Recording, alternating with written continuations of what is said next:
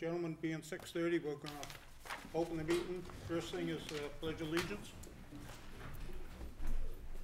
I pledge allegiance to the flag of the United States of America and to the republic for which it stands, one nation, under God, indivisible, with liberty and justice for all. If you could turn off your cell phones or put them on vibrate, please. We're going to start. We have 2 reserve fund transfers we're going to start with. Kathy?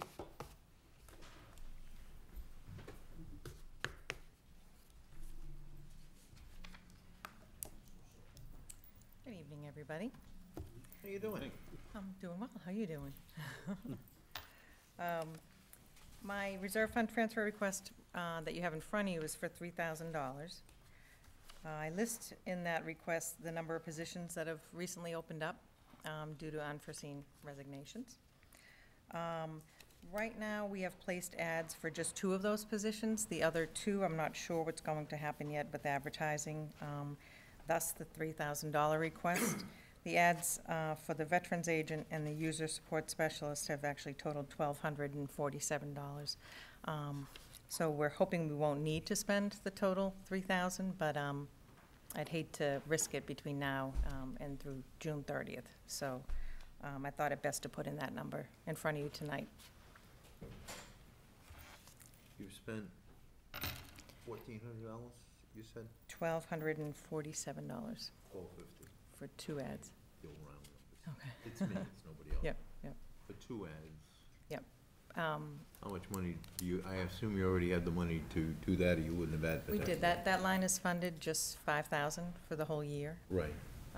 Because the enterprise, if there's any openings, they take care of it themselves. So these are for all the town departments that are not enterprise. The school does their own advertising. So this really is a small, number of departments that use this. So, yeah, so $5,000 per year. And last year, we were kind of up against it, but we didn't need a reserve fund. We didn't go over. We were pretty close to the $5,000.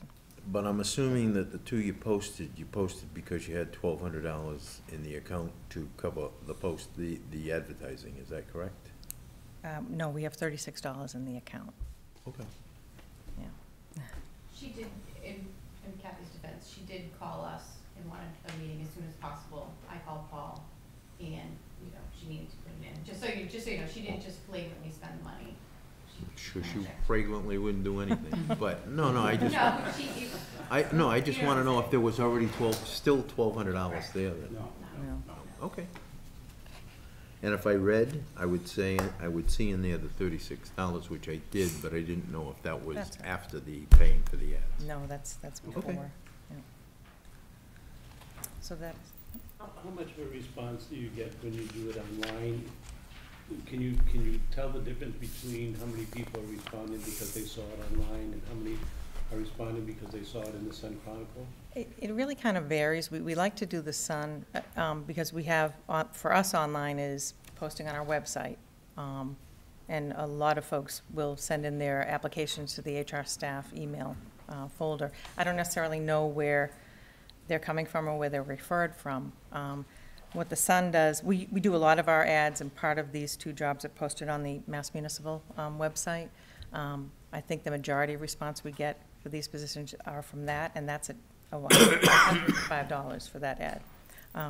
So the chunky piece is the Sun Chronicle, but we like to do it for the bigger positions because I just feel like it's a nice message to the local and surrounding community. I don't know how else I would reach North Attleborough residents specifically, or any other area, residents to see that without doing that, because I don't know that they're geared towards looking at the MMA. So that's why. In our, with the shortage of funds that we're talking about, that it might be a good idea in the future to try the Mass Municipal ad first, see what the response is. And if you don't get enough of a response and need to go to the Sun Chronicle, then do that secondarily. I think that, spending that much money for a job posting, that you might get the same responses from just posting it on the Mass Municipal Association. I hear what you're saying, and we actually have done that. We've kind of been pushed back on some department heads with some of the ads, and we haven't placed an advertisement.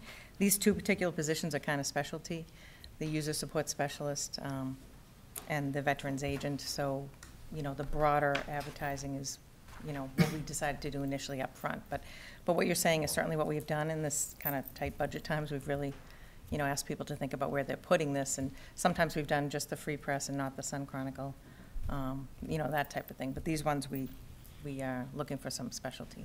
So if I can make a recommendation, just moving forward, I think it goes along the lines of what he also stated. So I just recently placed some ads out on Craigslist. So that's a great resource if you're looking to get local area. Mhm. It's $25. Oh, So maybe as a recommendation, we could spend the 25 up front first and see what kind of response we get, and then go to this next level if need be. yeah.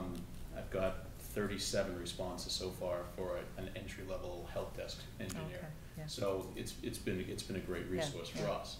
It may be for you too, so just, you know, maybe sort of going along his lines as well. Yep, Yeah. I hear you. Okay, Any other any other? questions? No? No? Then Motion? the mouth will speak. Move that we approve the transfer request of $3,000 to Human Resources Department for the purposes of advertising. I'll second. All those in favor? Aye. Opposed? Okay, Thank you so much for your time. thank you. Thank you. Thank you. Stand, no, I need a conversation, so.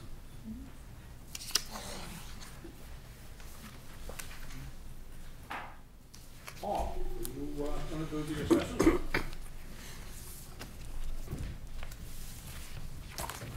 Good evening, Paul Pinsino, Chairman of the Board of Assessors, and with me, well, back there, sitting back there, John Bellissimo, also a member, if there's a question that any of you may have.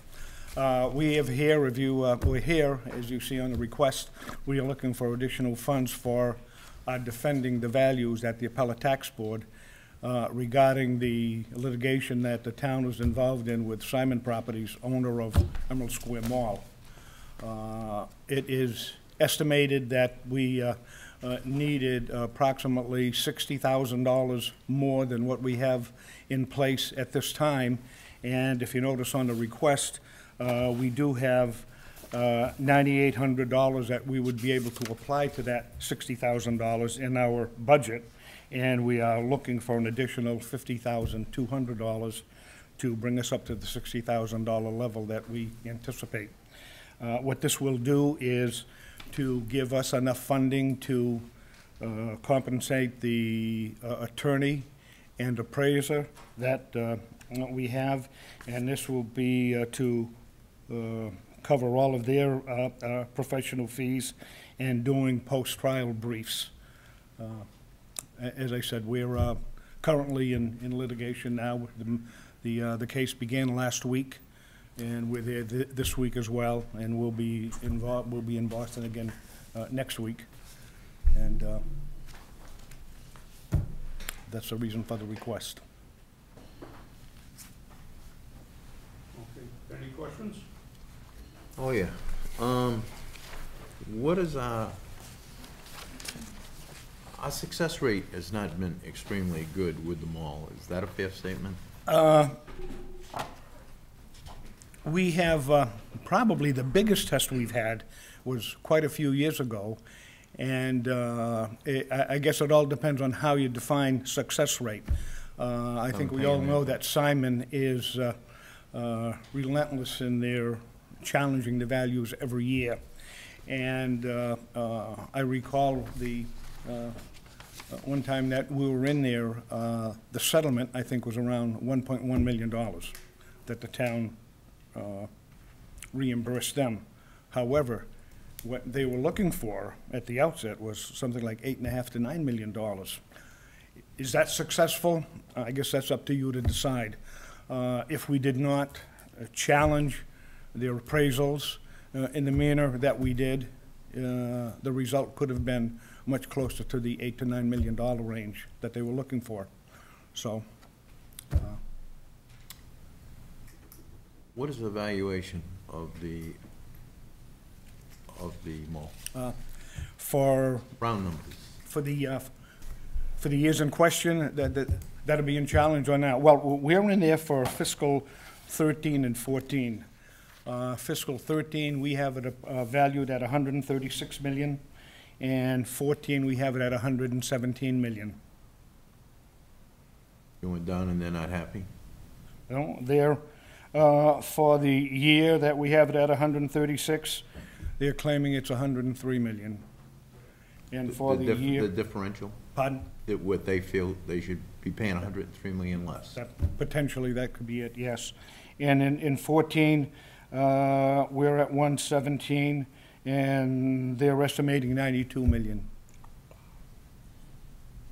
92? 92 million. Oh, I apologize, I Okay. blew this. In Maybe I 13, you misunderstood the had, no, question. in 13, you had $136 million valuation. In fiscal 13, correct. Right, and I thought you said 1.3 million was what they were questioning. No, they're claiming Okay. that the value for the year where we have it assessed at 136, they're claiming that the value is 103, Okay, 103 million. my error, Oh, totally. okay. And then 117, they said it was 97 million? 92. 92 million. Gee, at that rate, they could close the place, right? What's that, please? At that rate, they could, it's disappearing, huh? Obviously, the appraisals that we have support what we have for a value. The unfortunate situation is that many times they come up with a settlement where neither party gets exactly what they want. Like in the case that I mentioned a few years ago, where they were seeking $8.5 to $9 million, they got 1.1 million. And that was over, I think, a 4-year period at that time. That encompassed 4 years. I'd like to request and suggest that we hold this for a week and ask the assessors to come up with analysis of what's going on, like the 100, break it down by years, what's going on and what the results have been over the last 10 years. And what it's cost us to do that? Well, it's a, I don't know if you got a copy of that. No? Okay. May I come up and? You can. Okay. Paul's got to tell you that. Let me, I have a couple of copies. I don't know if this, maybe a couple of people could share it. Well, I have a note on that one, so if I could swap you. Thank you.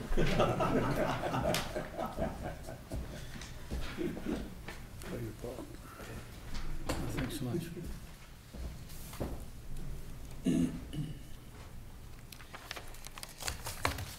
This may give you probably even much more, I think, than what you were looking for. But it gives from the year 2000 up to the current year, and it gives the various values that the mall was assessed for, what their tax dollars were, what the rate was in each given year, and if and when there was an abatement granted for a particular year, the result of that abatement, and the net tax dollars that the mall paid the town.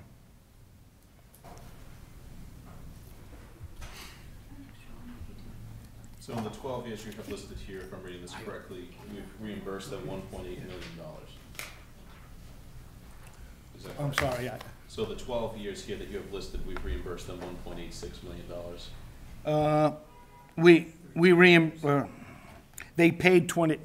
They paid 26 million if, that's about, you're looking at the far right column, about 3/4 of the way down? I'm just looking at your columns here. So yeah, 26 million five. Right. That's how much They paid. they paid, Yep. and after that, they received $1.8 million in various awards. Right. Bringing the net down to $24 million. So obviously, they are the biggest taxpayer in town. And over that period, they did contribute $25 million to the town. What's driving the drop in evaluation? Do you know? What's what? Driving the drop in evaluation? The business, and that is based upon the profitability of the operation. And when the commercial property is valued, even though there may be some leases in effect that have been in place for a long time, you cannot go and estimate the value of a piece of property as of a given date based upon those old leases. You have to go according to what the current market is now. So even though they may have some tenants who are there who are paying rent of X, if the current market is only here, then we have to value the whole property based upon what the current value is, even though they are getting some higher rates than that from some of the tenants. Does this assignment property evaluation, assessments and things include Sears and Macy's? It does not. It is only Penny. It includes Penny. Yep. Macy's and Sears are a separate ownership. Do they usually ask for an abatement also? Occasionally, yes. Sears more so than Macy's, but I think this year, we've heard from Sears. I don't believe we heard from Macy's. We have not, so they did not file for this year. What about other stores down Route 1? Does this seem to be a trend that if one is successful, does like Best Buy and Walmart and others ask for, The Walmart property, they have filed. That's the Capianato property. They have filed for this year. We've had other people file, or they went through the process of paying the fee to file to go to ATB, and then upon review, they decided on their own that the values were fair, the taxes were fair, so they've withdrawn. But other people do challenge it, and some ride on the coat sleeves of the mall decision. You know, they'll say if they're, and most of those are the larger ones, as you indicated. Target has filed in the past. I don't believe they're in there this year either, so.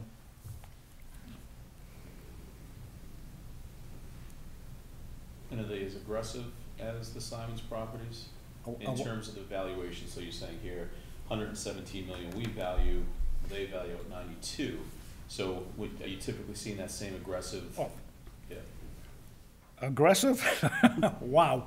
And they actually have a department, I understand, which is strictly devoted to challenging values on their properties. And I understand that they are so good at it that they even let those services out to the public to assist other organizations. They're that good at it. Yeah, I can't imagine that somebody like Simon's Mall and what they're doing here, and I'm sure other places, don't have it set up as a profit center. You know, They may, yeah. I mean, They may. how much were the legal fees associated with? So we have reduced the amount of money that we receive from the Simon Malls over the last 12 years by almost $2 million. $1.8 million. How much were our legal fees for No, that? yeah, how much were our associated? I don't know over that period of time. I know that for the case that we're in now, we're estimating around $90,000. 90,000? 90,000, yeah. Of which we did have some in place prior to this request, and not knowing exactly the avenue that we would have to go. And there was some dialogue about settling, but they seem to go so aggressively that it usually winds up at the appellate tax board. Do you go to the appellate tax board, or can you go to court? That is court. That is the court? Yes, yes. I have asked, and I asked last year and they did it, and they've done it again this year. Senator Ross and Representative Poirier to sponsor the legislation to reduce the abatement interest awards that they receive from 8%, which is statutory, down to 2%. And they have both agreed to do that. Okay. Last year, it died in a study committee, which is just the gutless reaction of the legislature to do anything. That's There's- just my opinion. There's an association in the state, the Assessors Association, and they have been lobbying for that too. And they, as an association, have attempted for a long time to get that changed, because right now, if there is a settlement in their favor, they're gonna get 8% interest, and by law, they're, and that's, so I think that they, to some degree, they like to drag it on, because, you know, they're getting 8% on their money. Right. And When- we always make the request, as we do with anybody, if it goes over a one-year period, that in part of the settlement, that the interest is waived. But usually when you wind up in court, that's not part of it. You pay interest at that point, once you go to court. Once I get the numbers, I will forward them to you.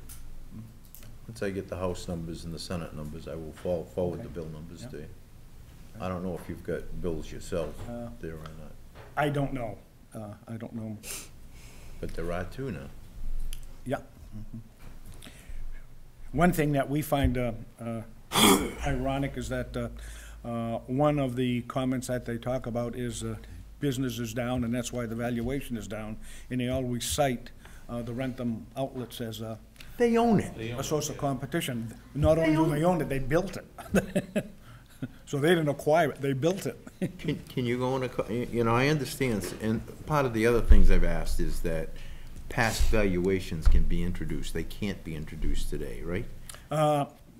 You're dealing with the appraisals that are being forwarded, you know, Right. on here. so- To the current, For- not yes, previous agreements. that's correct. But I've asked that that all be waived. I don't know, I'm probably gonna end up in another study committee. But, the $50,000 you need, that's a quote from your lawyers, right? The lawyer and the appraiser.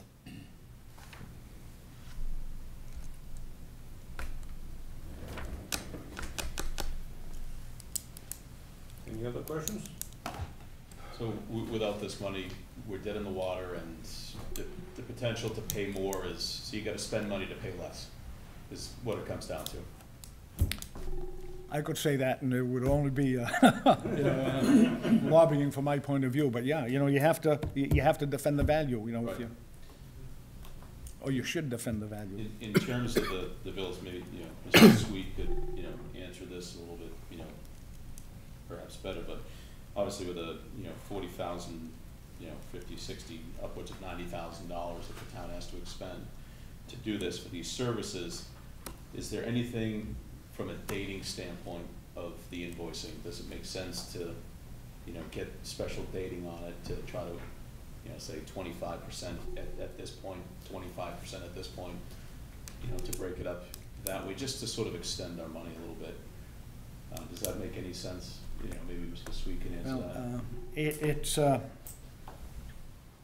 don't know what kind of service you would get, what kind of people would come and perform the services for you if you tried to come up with a payment plan like that.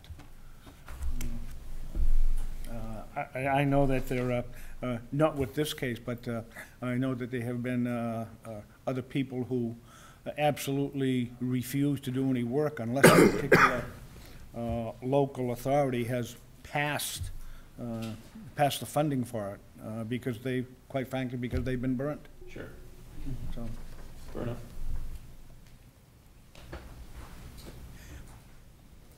I know, Ron, you asked for some history. Does that provide the history you may have been looking for, or? Yeah, Okay. I should say yes, yeah, it's not.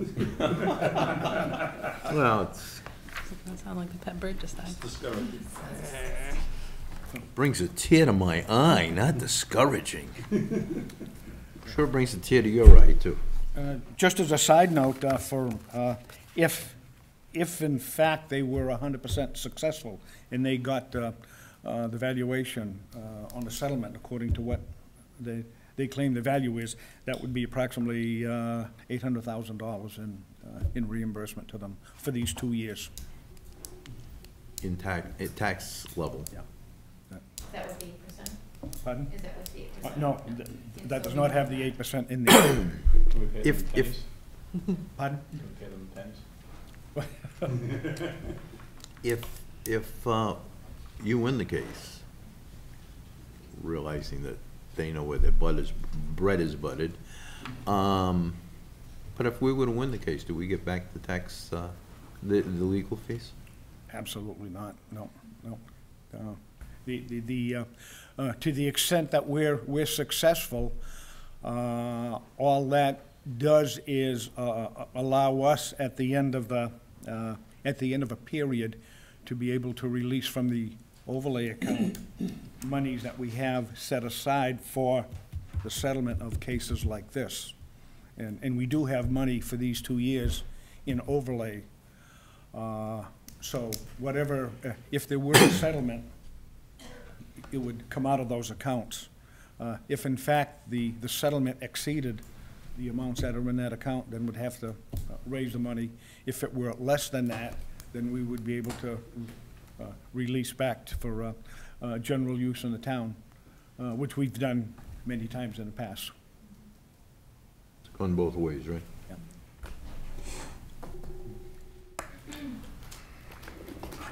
We all set now? See the tears Not coming down my really. cheek? Reluctantly. Is that a fair word? Reluctantly, I move that we appropriate the sum of $50,000, because I don't think we have any choice. I think it's 50,200. 50,200, even worse, for the assessors department, I'll second. to fight those scumbags. Any more discussion on that? Okay, all those in favor? Aye. Those opposed? Thank you. Okay, hold on. Hold on. Thank you. Mr. Chairman, I have a question. What would that leave us in the reserve funds after the 2 transfers tonight? It should be about 29,000, I'll tell you A exactly. little under 30,000. Yeah. Thank you. It's coming to you. We hope it's enough to keep us through the year, Mark. Well, I mention that because I have prepared an article for the special town meeting to supplement the operating budget. So maybe your committee can just talk about it, maybe we ought to look at what the demand has been during the last couple of months, previous years. If you think we need to augment this balance for the last month, let me know so we can, adjust that article. Okay. It's 29,370. Thank you. Chairman, Yes. I'm going to address the board, the committee for a moment regarding this topic. Regarding, So, first week, the contractor, tax collector, if indeed they are successful and, or not successful, if indeed we have to have a settlement, there's a fund called the Interest on Abatement Account. The 8% is actually coming out of a line item I control. Right now, there's $17,000 in that line item. So hopefully I won't be coming to you for a reserve fund transfer for that. So just want to make that known. Just trying to make us feel better, huh? Oh, yeah, it just keeps getting better and better. Thank you. The old nail in the coffin. okay, now, I know there's people in here that want to discuss what's going on in town. I'm going to open the floor for approximately half an hour, 45 minutes to anybody that wants to discuss this financial situation in town. Just to let you know that our meetings are posted at Town Hall. Just getting even. No, They're on the website. it's just getting even. So if there's particular things you want to come and talk about, you're welcome to come that night, but this is just being a general meeting. After this discussion, I'm going to close it to the public, and just the board is going to have a discussion on what our philosophy is going to be going into the annual town meeting. Do you have anything to add, Barry? I would just say that, you know, when you do come up and address, you know, we'd really like to keep it above board, you know, we're not looking for anybody to point blame, you know, let's keep it as professional as we can, and also come forward with suggestions, right? We're citizens just like you, volunteering our time, so if you have suggestions, you have questions that want to be asked, you know, maybe directed to a certain department head, feel free to just, you know, give us that information that you may have, or, you know, questions that you may want, and we'll do the best we can to address those, in the next meetings that we have coming up.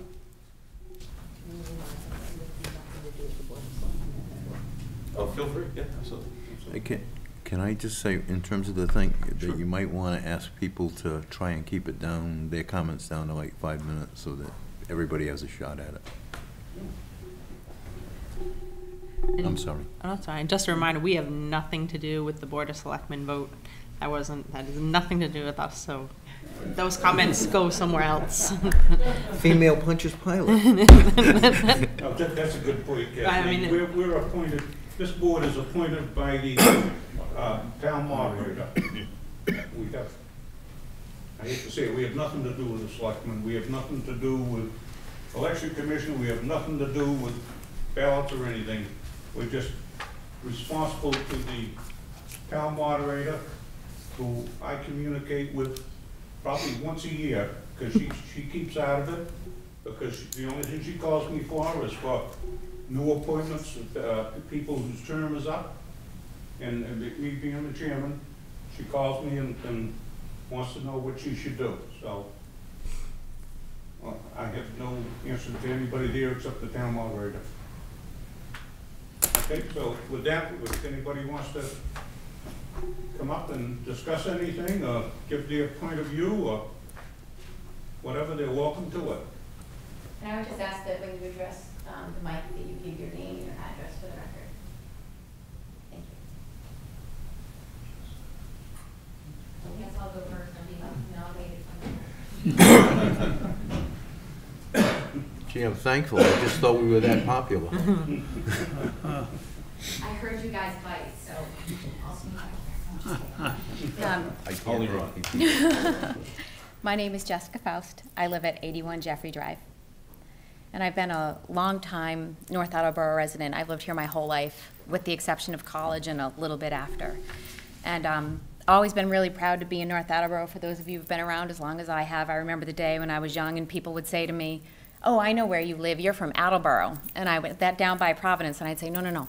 I'm from North Attleborough. We're not Attleborough. I always thought it was a distinction that should be made. So I'm here with a really heavy heart after a lot of work, lots of meetings, trying to get the vote out. I know that that's not you guys, but now we are looking at a house, if I'm to believe some of the data that we've got in the town meetings and stuff, that we're looking at a house that's burning down. And we need to decide what we're going to rush into that building and save. And so it's been put out that we should cut all of the departments equally. And while I respect that opinion, and I think that there is some real significant rationale to that, I would say respectfully that maybe not all organizations are equal. And the thing that I would rush into that burning house and save is our education department. Obviously, I brought my 3 children here today, and they're part of the reason why I would rush in to save the building, or to save that piece of furniture or whatever. But I would say I really have 5 points of why we want to save education, more than, and maybe not 100%, maybe we cut it a little bit, maybe we figure out different places where we can save and pinch, but I wouldn't say it's an equal cut, and these are the reasons why. People who, to oversimplify, to make my point, people you can divide into 2 groups in the town, those that have kids in school and those that don't. But the thing that we all share for paying property taxes are the value of our property. One of the #1 things that drive the value in the town is our value of our homes. And it's the school system that draws people here. It's how good the schools are that determine our property value. So those people who live on that fixed income, who can't afford to pay that extra and an increase in taxes, I would argue when they go to sell that house, if they don't have kids and they're moving out of town, where they're going to lose their money is in their property value, on that resale value. I know that we'll probably all feel it if something doesn't happen to the education system and we have to jump ship. It'll be a very, very tough choice. So property value will affect all residents. Number two, we're looking at something that's fallen apart, and so our sense of urgency really goes to, let's fix it, let's focus right now. But we also, as we make these decisions, need to plan for the future. Massachusetts is moving from MCAS to PARC. That requires technology, it requires training, it requires money to do those things. How are we going to put that standard into our schools if we don't do something with our budget? Number two, foreign languages being pulled out of middle school, that's a foundation that the kids are going to go into high school for. It doesn't matter if you're going to college or not. It's more and more of a bilingual world. We're going to need our kids to have that. And someday, I'm sure all of you, like me, want to retire. And we want to hand over the keys to these kids who are going to be running our future. And we want well-educated, smart people who can contribute to our community and our country. And we can all sit back and talk about our country and where it's going and all that, but if we don't take care of our own backyard, how can we possibly talk about the politics in our country? Number three, what has held our school system together with bubblegum and duct tape are our teachers. If you want to retain that talent, we have to demonstrate to them that the work they do matters. We have to demonstrate to our kids that we value education. How can you possibly look at them and say, I expect you to do well, I expect you to do your homework, when the pages are falling out of your book? You can't expect those kids to come to school committed every day unless we demonstrate to them that it matters to us too. Number four, we're going to have to put fees into the schools. I'm not arguing against that. Like I said, the house is burning. We're going to have to do something somewhere. But what's going to happen is that it's going to widen the gap between the people in the town who have stuff and the people in the town who don't. And there are so many studies that demonstrate that those kids that don't have it, the ones that are on the margin, are the ones who need these things that we offer after school the most. They're the ones who need a coach. They're the ones who need a team. They're the ones who need that camaraderie and that leadership and that way to express themselves, if it's art, music, whatever it may be. Those are the very kids who depend on us as a community to help them through this. And then the last thing is, I've heard over and over again through this whole thing that the sky is falling, sky is falling. Chicken Littles run around North Attleborough for the last 20 years claiming that the sky is falling, and nobody believes it. So that's why I don't think people voted for this, because you guys have done an amazing job in the past and have been able to prevent something bad from happening. But I think this time, if I'm going to believe the data that I've gotten, I think the sky's going to fall. I really do. And I think we're going to make some really difficult decisions, and none of it's going to feel good. But I think the one piece of the sky that we need to hold up is the one above our kids, because they're the ones who don't have a voice. They don't get to go vote. They depend on us to educate ourselves, to lead, to be role models, and to take care of them. And if the sky falls, it will land on some innocent victims. And I really think that it comes down to a right and wrong. It's just plain wrong to put the burden on our kids. And I will end this with a quote from my 7-year-old, the night that I tucked her in, the night that we lost the override. And she looked at me and she said, "Mama, they should really let kids vote." And I said, "Really, you think so? Why, honey?" She said, "Because kids would always vote to protect their schools." I think she's got it right. Thanks, guys. Miss? Oh, do you have questions? All right, ask me questions. Go. Last year, we approved a little form that came in your tax bill. Yeah. Did you? No, I didn't. And you know why? I think I didn't approve any extra because at the time, like everybody else, I pay enough taxes. I pay enough is how I felt when I saw that. And I had my dad in my head, who unfortunately still at this stage of my life is often always right. And he said to me, "Do you trust government to spend your money well?" And I said, "No." And he said, "Well, why would you give them more?" So, and I didn't have any data. I didn't educate myself. And so when this stuff started coming around and I heard the buzz and I heard more of it and learned that we spend the least per pupil in the state. I'm actually a former teacher. I said, why? Like, why is that? Like, this is North Attleborough. This is a place I was really proud to grow up. And then I started to learn. So now I'm I'd put the extra in there, yes. I'd just like to compliment you. I think you articulated very well and covered some very valid points. Thank you. Thank you. Thank you so much. I realize this is going to be really hard for everybody. So thank you for your consideration and your time. I really appreciate it, and good luck. And I know you weren't responsible for the voice. Anybody else?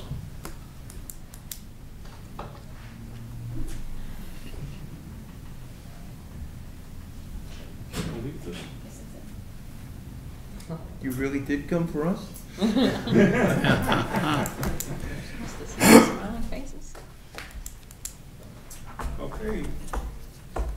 Being nobody else. Can I, one thing, we received an email, all of us, through the, from a lady. I'd just like to read her comments into the record if I may. This is from a lady whose name is Ann Gibbs. I've never had the opportunity to meet her. And she says, members of the Finance Committee, I bought a house in North Attleborough in 2013, and I've loved the town since then. Now that my 5-year-old son will be starting school in the fall, I have become more aware of the many issues that are facing the town, and I'm extremely concerned. I voted for the overriding, and I'm disappointed that it did not pass. I am not well versed in town politics, but it is my understanding that prior to the vote, the Board of Selectmen had made a recommendation to give the school and public safety the funding that both direly need, and to cut other departments if the override fails. Well, the override failed, and 3 of the members of the board then decided to change the recommendations to cut all departments equal. This whole process seems unethical to me, and I no longer have much faith in the Board of Selectmen. Who knows what the outcome on the override would have been had they not recommended the school and public safety would be funded. They acted irresponsibly, and the education of our children is at stake. I spoke with a mother whose children were in the middle of school. Her kids cannot take textbooks home because they do not have enough for all the children She wrote, "How okay?" I think she said, "Is that okay?" Meant that. I know you have a very hard decision before you with so much at stake. I am writing to you in hopes that my voice and others will be heard to support us, school systems and public safety. I know school systems are a major decision in what town people buy houses and in what withhold a solid school system, public safety system. People will be hesitant to buy or stay in the town, which would then lower all property values. And thank you very much for your time. And it was signed by Ann Gibbs. Your records. I sent her an email, suggesting that she come, appreciated her comments, and she, like I said, suggested if she had the opportunity to come to the meeting. Thank you.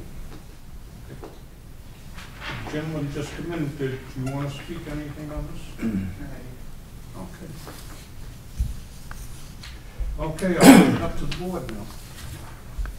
What's your thoughts?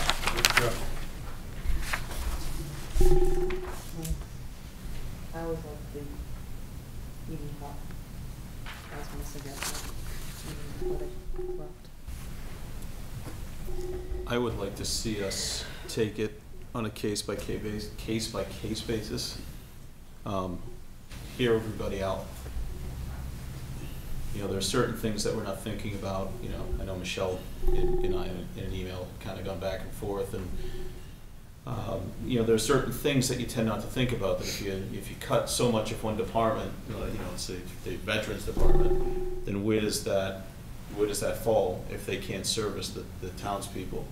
And that has to go to the state. How much is that going to cost us? Because I believe that we'd get charged back for all the stuff we can't do. I'm pretty sure that's the case. So by cutting a department, does it end up costing us more money in the long run?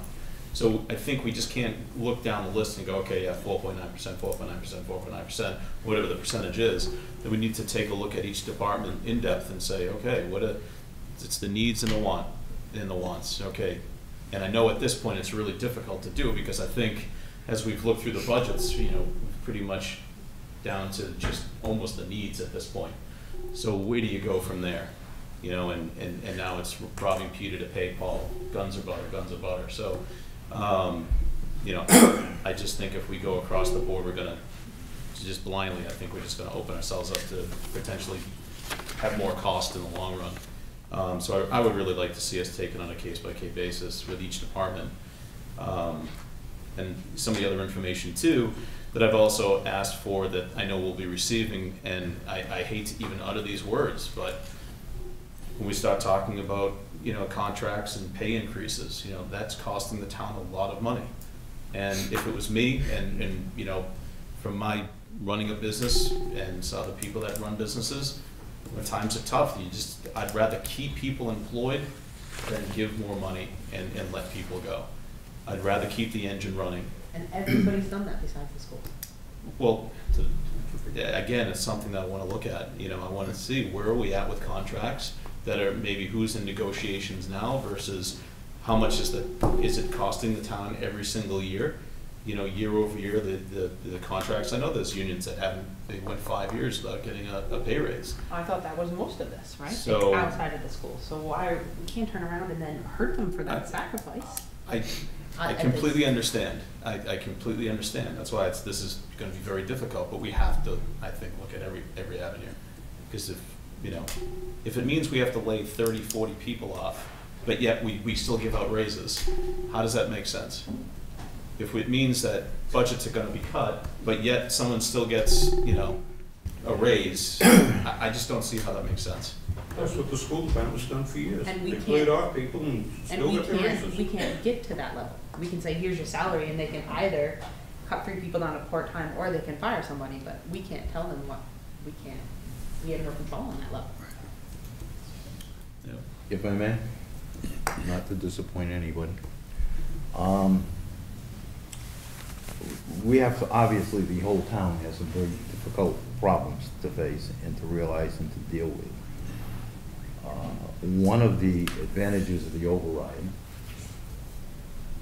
was that it enhanced and increased a taxpayer base.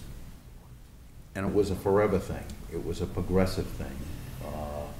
Going from, I understand, anybody here, I deal in round numbers. I don't care about getting into 15 cents. But in 2016, we were looking at about adding roughly $2.5 million. In 2017, another million, which would have increased the base by $3.5 million.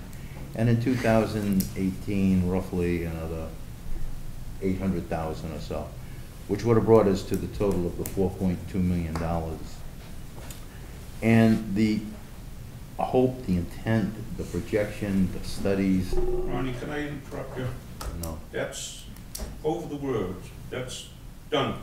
Let's talk about today. I am trying to We are stuck with no override. This is what we got. I understand that, and I'm trying to progress to a point. If you give me 5 minutes, I'm sorry, And in 2019, hopefully the new construction, the things that are going on, the things we've been working for years, would come to fruition. Unfortunately, a base isn't growing.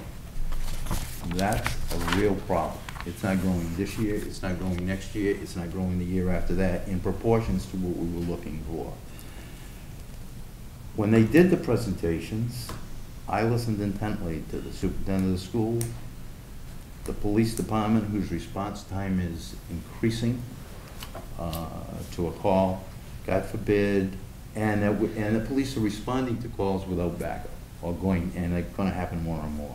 Fire department, a lieutenant, that put out a fire in a kitchen with a garden hose. Well, if he had been 5 minutes later, it would have been in a Gulf's kitchen. I doubt he would have been able to do that. There are, I consider, very distasteful and multiple opportunities or problems, ways to solve this.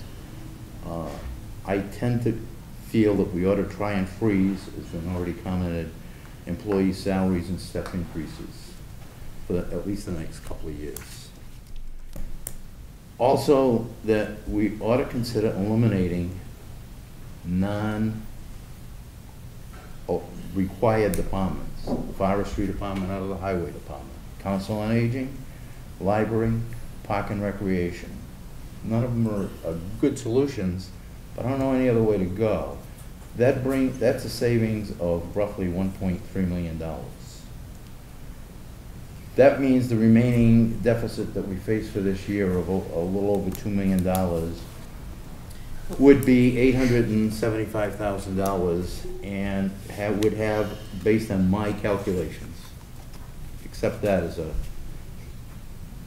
my saying that it's what I did, means that the reduction, rather than being 4.09, would be 1.75.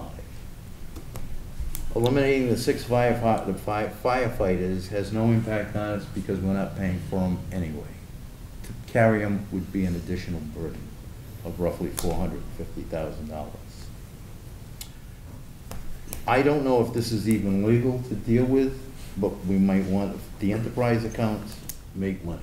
They don't make heaps, but they make money. I don't know if we can dissolve them and bring them back into the town and take that as a fee. I haven't any idea, but it's something we could look into.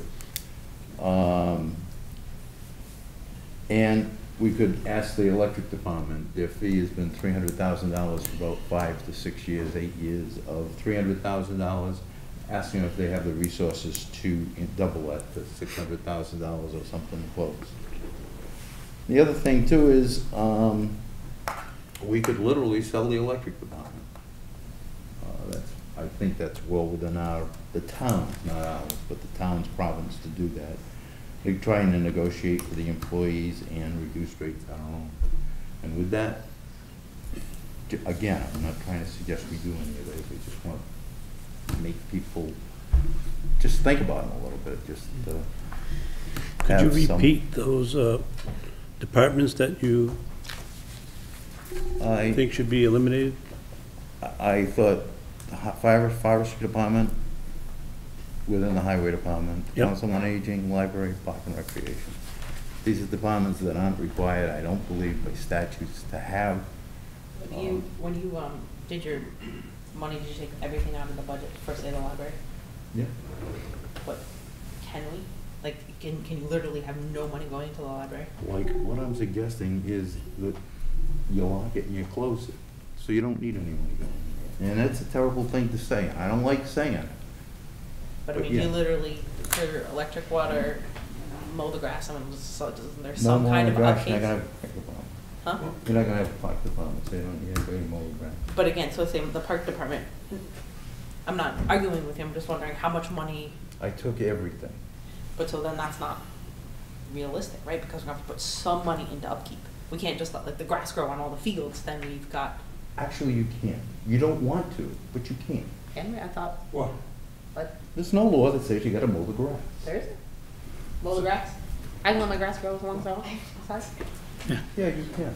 Who's gonna tell you you can't? Ron, how many people do you think are gonna move in town with no library, no council on aging? And grass all up to And our grass ears. up to the- We are in the middle of a financial cancer. If we don't deal with it, it's gonna get worse. I mean, That's we're right, talking because about you're this. gonna drive them all out of town. Yeah. We're, You're we're, gonna This is drive everybody out of town. 987,000. Would This is you move 200, in a right. house that has That's grass more than, this high Override. and no services? I don't think so. And so like Mason Field, you drive by Mason Field, the grass is up to our ears? Yeah. You think that's gonna hurt property values less than hurting schools? I don't know. I just tend to think that you have some conscience requirements. I gotta tell you, I voted for the override. I'm trying to make a big deal of it. I don't have any kids in school. My kids do not live in town because of their job requirements. But I owed it to the town to do that. I think the other 4,000 people who voted against this owed it to the town, and they just not yet voted. But that's just my personal opinion. I mean, this is tough times, it's going to require tough decisions. I think, Ron, what you're suggesting is a little drastic, but before I chime in too much, I want to have the opportunity for the department heads to come and talk to us and provide some details and see if we can somehow fit this together with as minimal an impact as possible. And it's not going to be minimal; it's going to be pretty severe. But we've been You know, asking for personally, that. Who keeps asking for that? They won't give it to us. Yeah. You know, personally, I think on my own, you know, the schools and public safety need to be a priority, but not to say they're going to, you know, they need to be level funded. But that's where I'm at right now. But I certainly want to listen to all the department heads and see what we can do here. Right, I think something that Mr. Fisher had said, and I think we should all keep it in mind too. And correct me if I'm wrong, but for every dollar, it's a 1-to-9 ratio. Is that correct? So for every dollar that you choose to put into one of those departments, the others are going to lose 9. Yeah. So just Yeah, as I we didn't say, think I about didn't say I agree with the level funding. I just said right, that you're right, exactly. it should I be just more of wanted a to, priority. I just want to throw it out there. So for every dollar that you put into, say, the school, right? So you give the school $1, you have to cut $9 out from somewhere else. Schools in public safety. Schools and public safety. Because they're Combined, because correct. they're I 90%. just want to clarify two Sure. points. One is that you made a reference to cutting veterans, for example, and in the report, the recommendation of the selectmen, there are a series of departments that are not being cut because they can't, and veterans is one of them. Okay. So make sure you look at the recommendation that the Board of Selectmen sent forward. The cuts involve about 22 departments. And I do have to comment about the departments telling you what the effects were. You all got this book. This book delineates in a lot of detail exactly what the effects of the cuts are going to be on those departments. So I just don't make a public statement that they haven't told you what the effects of the cuts are going to be. They've gone to a lot of work, and all of you got a copy of this book. And I know that you sent out a request to the department heads what's going to happen with the 33% cut.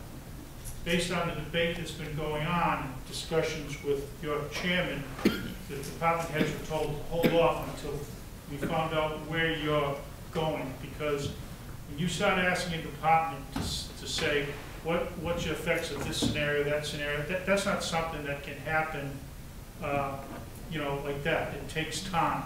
So hopefully tonight, when you finish your discussion, then we can relay exactly to the departments what you're going to be looking from them to present to you.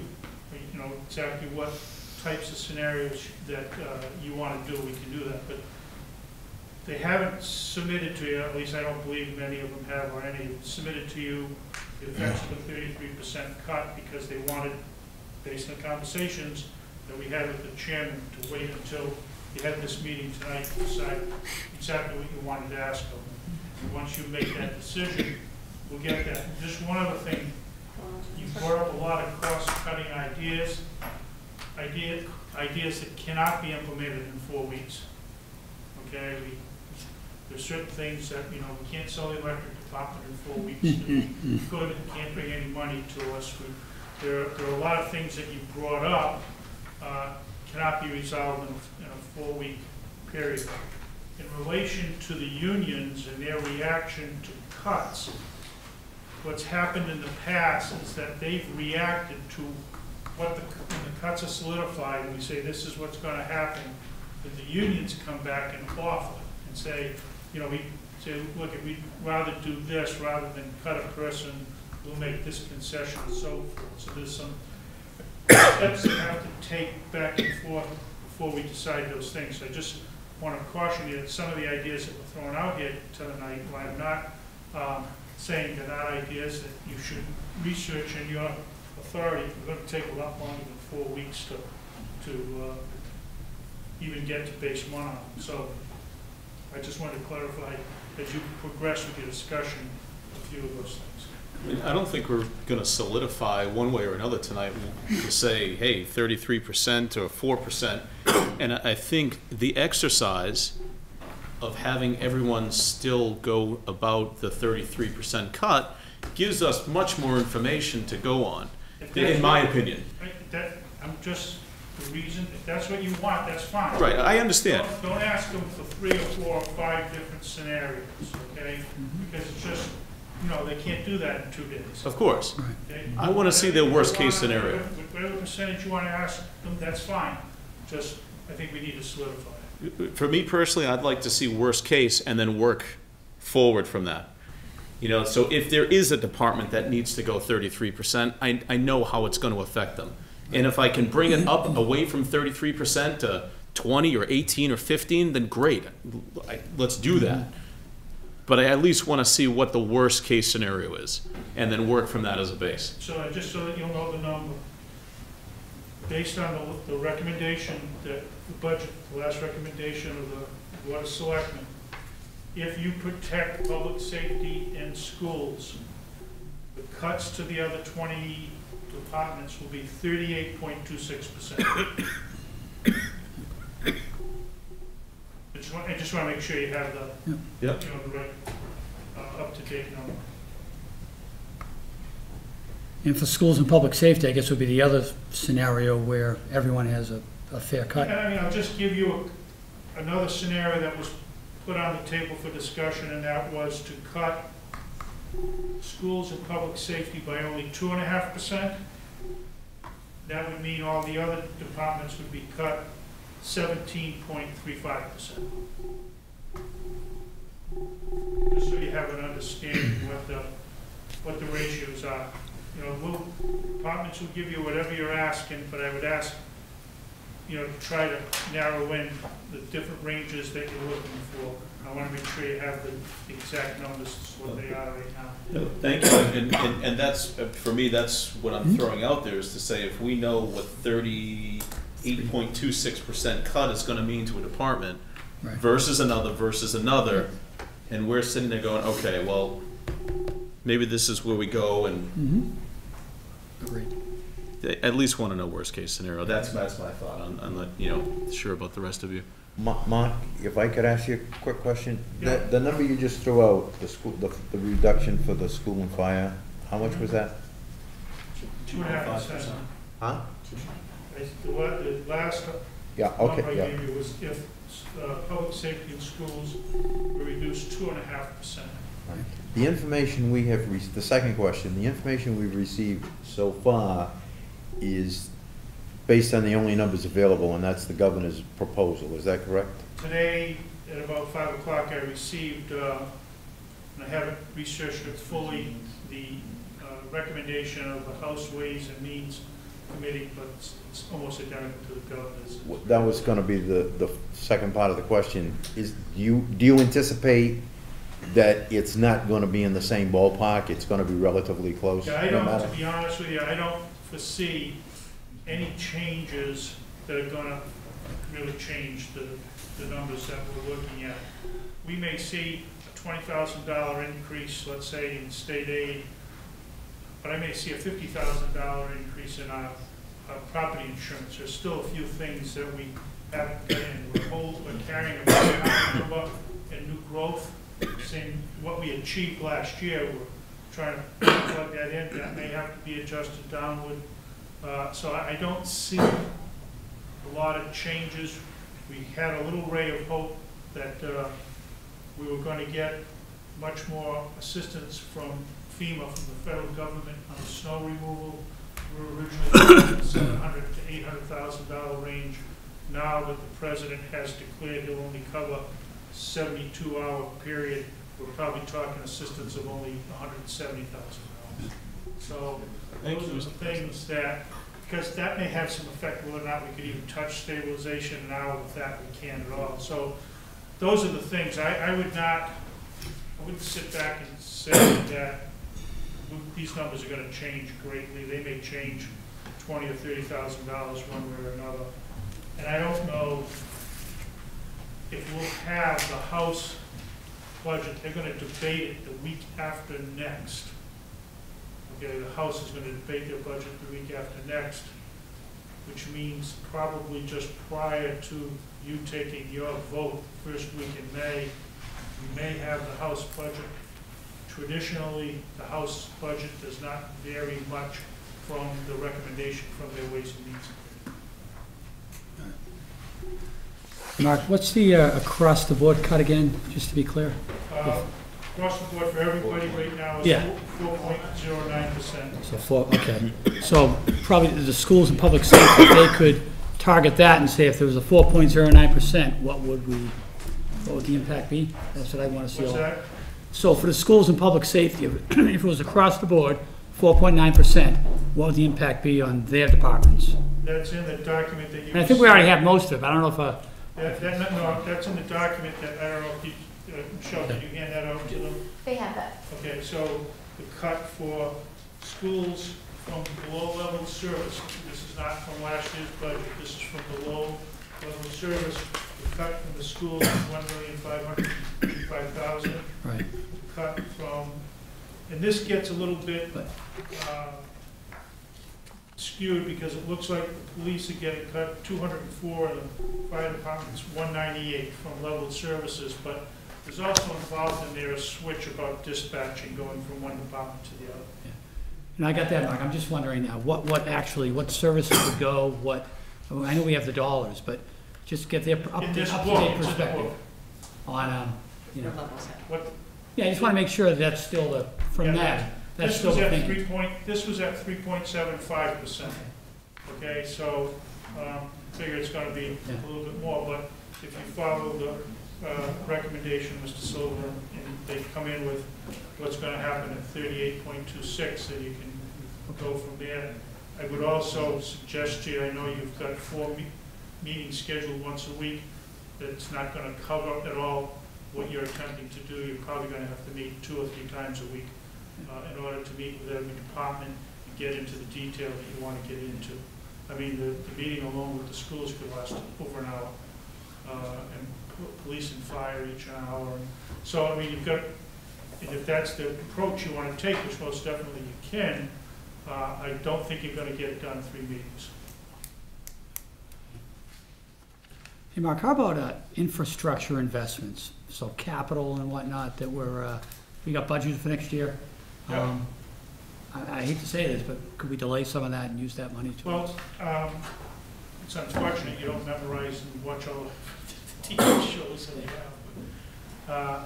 I explained this a few weeks ago because the concept of can we do anything with our capital plan to delay some of these expenses. So in the fiscal year 16 budget that is proposed to you, and it's on one of the sheets that you received, we are only spending out of this year's budget for capital projects $54,000. And that's been the norm. Yeah, and that's been the norm. Most of our capital improvements comes out of projects that are either paid for out of retained earnings from, you know, the enterprise accounts or through borrowing. So what happens is every year we look at how much is falling off our debt schedule. So going into and so whatever we do in 2016, we don't make our payment until 2017. So whatever capital projects we take on in 2016, it doesn't reflect the budget until 2017. So in 2017, we've got a gap of around $436,000 worth of projects that we could put on. So if we decided today not to do those projects and put them off, it would have no effect on the 2016 budget at all. From a management position, I would never recommend that, because our capital improvements plan, I think we're recommending something, I don't have it with me tonight, about $5 million in projects, total projects. I think $3 million of them are from the general fund, $2.5 million are from enterprise funds to be paid for out of borrowing. We've been asked for this year, I think over $8 million just for this year of projects that are needed, $55 million over the next 5 years. Last year, we only were able to fund 16% of what was required for capital plans. to make a philosophical decision not to fund the capital improvements plan, it's just kicking the bucket down the road. Pay me now or pay me later, okay? It's, for example, highways, we should be spending, just to properly maintain our roads, somewhere between $1.5 million and $2 million a year, funded through property taxes, not including what's funded through Chapter 90 funds or any of that. All we've been able to spend is $500,000. So, and that's all we've had for the last 10 years, is $500,000 a year. So I would really, first of all, I don't think it's prudent not to keep the capital plan going. And second of all, the benefit on the budget is very small, because it's like $436,000 a year in 2017. Then we start feeling the effects of losing the state aid for the payment on the bond to the Martin School in 2017, and the middle school in 2018. So in 2018, our gap, instead of being 436, is like 210. And in 2018, it goes down to 123. Then in 2019, it starts going up again once we get after that hump of losing the funding, because in 2017, the bond on the Martin School renovation addition is paid up, so the state aid stops. And in 2018, the bond on the middle school is paid up, and the state aid on that stops. So our revenue goes down, in some cases, more than what the debt payment is. Mr. Fisher, can I add one thing? Sure. If you don't mind, the debt service and what we're, at least from a borrowing perspective, what we're borrowing for capital expense every year, at least the past 3 years that I've been involved, over 60 to 70% of the projects and items that we're borrowing money for go directly to the schools. Okay, well, thanks for the info. Yeah, like the question, I know the item was brought up about technology. We've, for the past, this will be the 5th consecutive year, I think we'll now have invested in the past 5 years over $2.5 million through the capital plan in technology in the schools.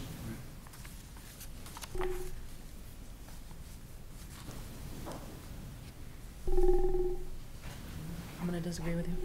Mark? I don't think we should look at the 33%. It's gonna come up in our discussions, I know. Every single But one. could you easily, and I use the term relatively easily, provide us with a list of what the salary increases would be, both in terms of general increases and step increases? Is that something that's readily available to you? I can tell you what the combination is. I can tell you what previously negotiated pay raises have been. We'd have to go into executive session to discuss what the Board of Selectmen's parameters are for negotiations and current contracts, because we're in negotiations. I understand. Just so that you know, on the 6 contracts that the selectmen negotiate, we're in the process of negotiating 4 of them. 4 of them end June 30th, 2015. The police superior officers and the police officers go for another year. They end June 30th, 2016. All the others end this year. So that would include fire? Fire, laborers, AFSCME, and managers. Clerical laborers, fire, and managers. Not school. Not school. And I'm not quite sure where the school contracts are. That's something you'll have to discuss with the superintendent. So by Thank asking you. them not to take salary and step increases, again, we're only hurting town employees, not school employees. I'm an equal opportunity snatcher. I do want to, I would ask The you, way that the years in fall your out. deliberations, I would ask you to put yourself in the position of an employer. In the past, we've addressed a lot of these things by cutting back hours, changing full-time positions to part-time positions. As an employer, you don't want to take the positions that you need and get them down to an income level because they're working 2/3 of a week, that we will no longer be able to attract anybody to come in. because we're gonna say, well, we get all these cutbacks, and what we did is, rather than cut positions, we cut pays, we, cut back work weeks, because now, when it comes time to replace these people, somebody who, looking in and saying, well, it's a part-time job, it's not a full-time position, you're gonna end up having yourselves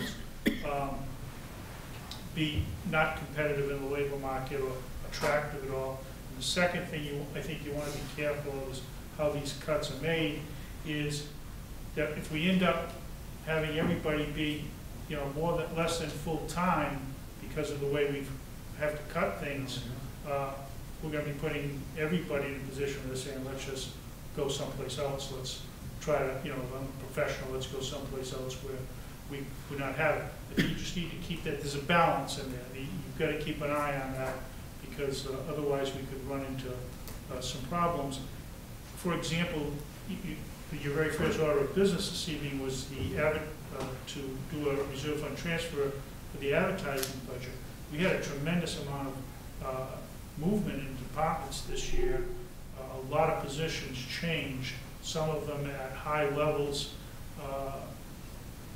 for people leaving to go someplace else, people leaving to go to the electric department.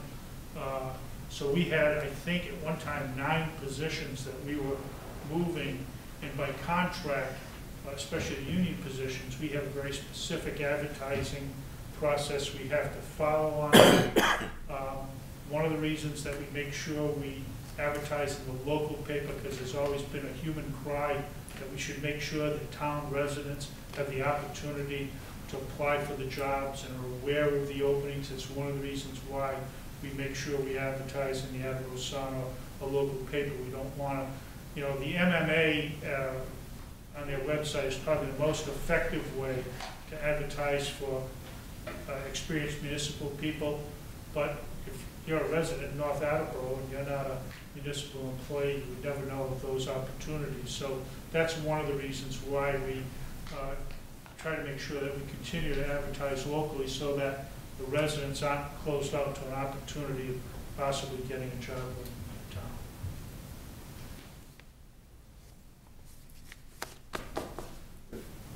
Anybody else? Have the schools provided us with enrollment figures, projections, that sort of thing? I don't know if they have. They didn't last year. I can ask Sue. I think we have it somewhere, to be honest with you. Just be good to have. We definitely have it. I know the Tri-County's gone up, the assessment Yeah. has gone up, so that costs more. I think about this year. number of students and whatnot, projections for North Attleborough. Yeah.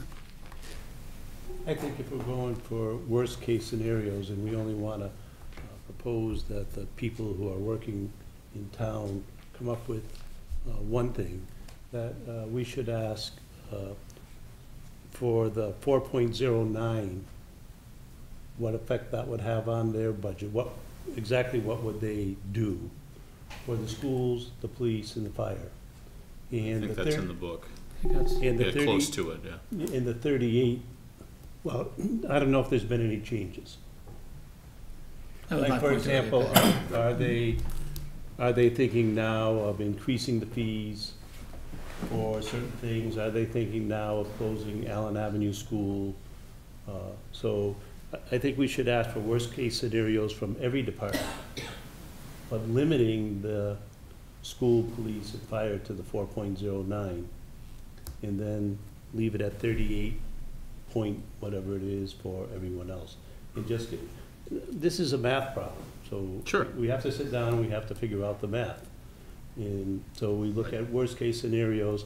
I don't think we should ask the schools, police, and fire for 38.9% cuts. I agree with you. So the worst-case scenario, if it's 4.09, all right, if 4.09 is going to be cut from your budgets, where would that, what would be cut? Yeah, and I agree with you, Pat. If it wasn't clear, that's what I was asking about Right. earlier. I would agree with that. But that's what they gave us with the, Well, the the 3 school and point- the 900 students and the I'm sure that they have it foreign updated language. as well. Yeah, if it's already It's done. already just a done, they matter could of- probably, they probably know what they're thinking, but some things may have changed from that, when they did that presentation to now. If the committee's changed, they may have put it differently.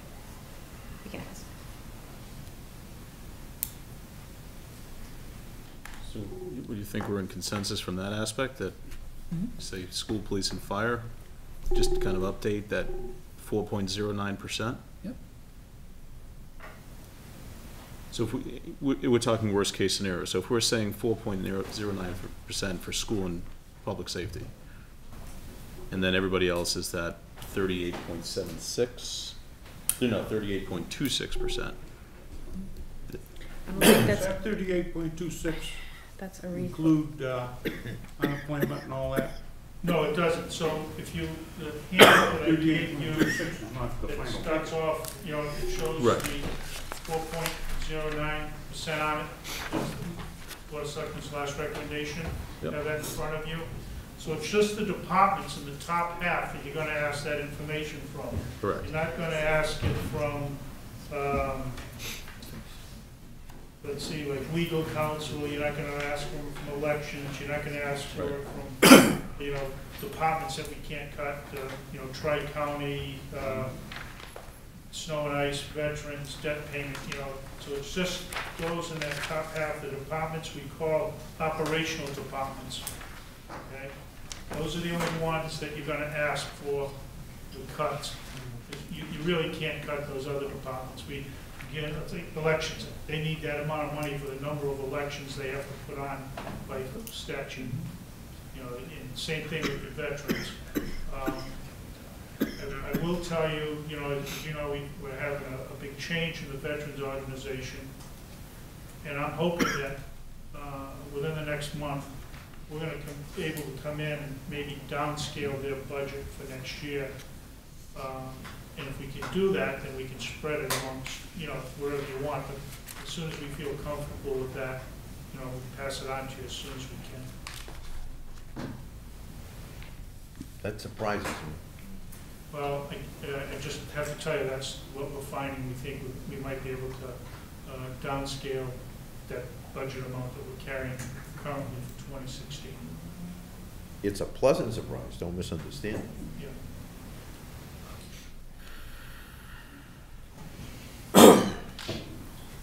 I'm just not really sure where 40%, I mean, What's that? I'm just not really sure where that's useful. Proven nothing.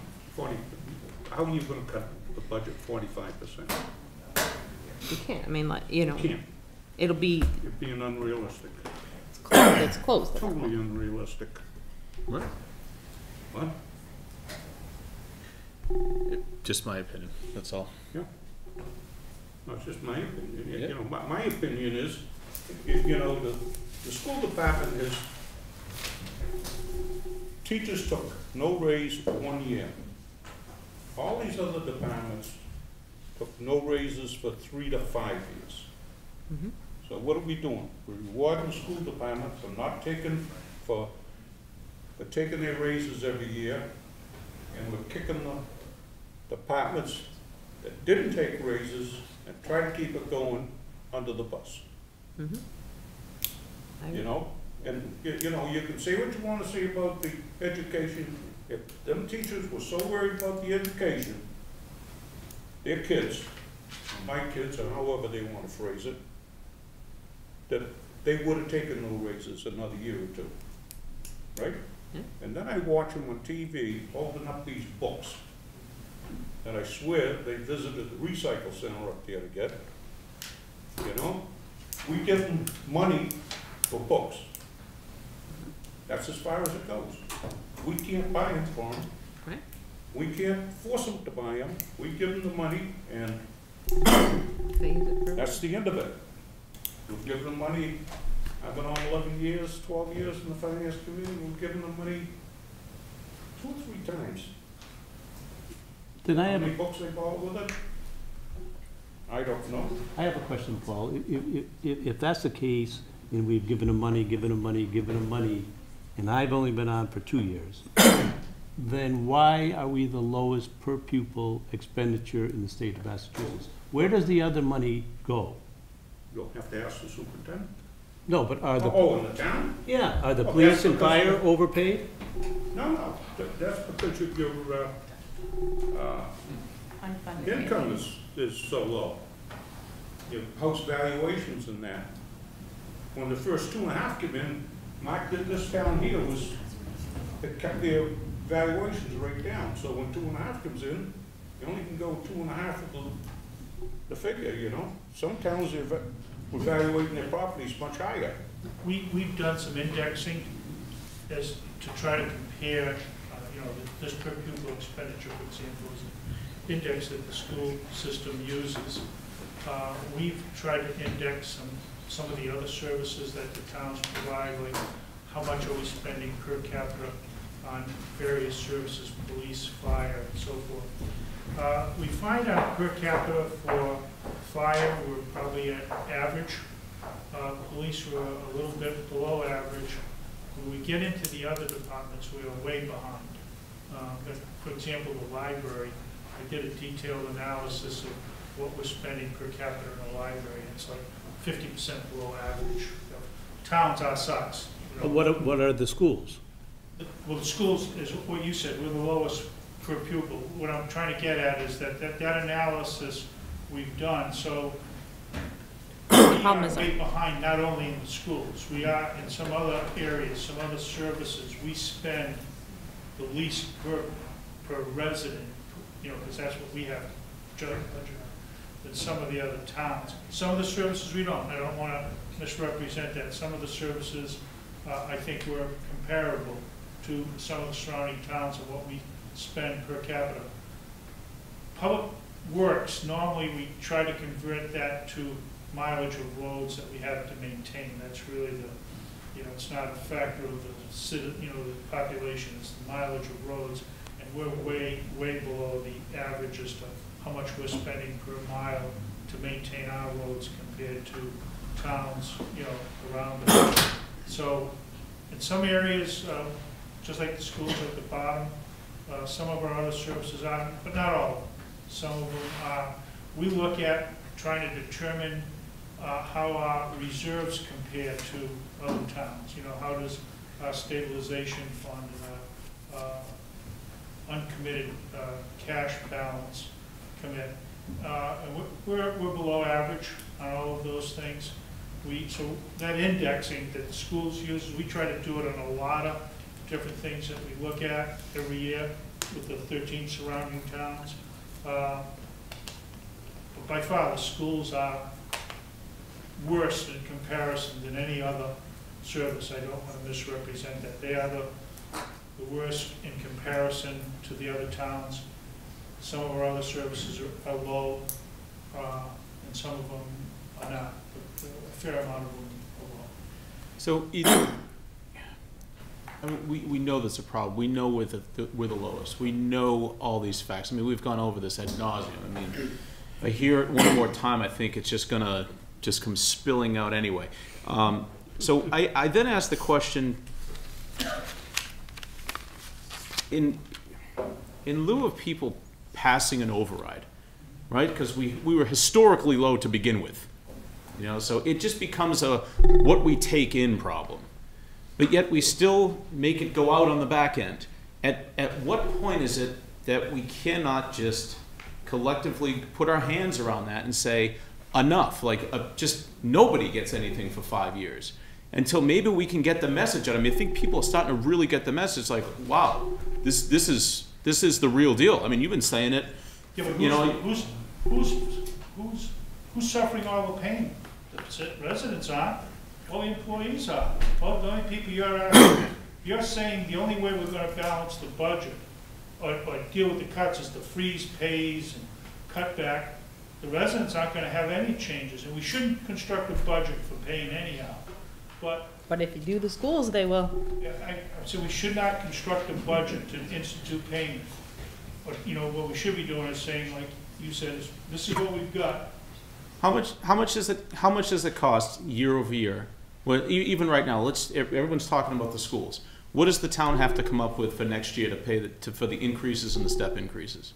$1 million. $1 million. And what's our deficit right now? 2.1. And then the following year on the increase for that contract is an additional how much? And that's a combination of steps and correct. It's not just steps. people getting higher degrees, moving in towns. I completely understand. Everything else, so the schools need about $1 million to keep. To keep up with it all, every year, we have to That's constantly. their numbers. Right, we Their constantly have to find a new $1 million every year. The contract ends, I believe, in 2016 of June. I That's, mean, The current contract. we've got to take this, in order for us not to have this battle every year, we have to shrink the number, the total government number, to a point where the added revenue we get coming in every year is equivalent to at least 2.5% of the base. and Correct. So you gotta shrink the ball. and That's that's, the decision right now that you're gonna make a recommendation is, how do we resize the ball? Do we resize the ball and have certain departments get a bigger percentage of the ball, and other departments get a smaller percentage? Do we shrink the ball by saying everybody just gets a smaller? Do we eliminate departments? That's the decisions that is now in the front of you. But that number has got to shrink and continue to shrink. If the number's 2.1 million this year, and understand, a big reason for that is the inability to use $900,000 from the stabilization fund that we used last year. So next year, that gap is probably going to be 1.2 million. You know, that's the issue we have. Chapter 70 money, while it isn't a big factor, the governor's budget in the House is a little bit more, $27,000, which is peanuts. They're restructuring how Chapter 70 is being, minimum Chapter 70 is being distributed. We're in a vicious circle there.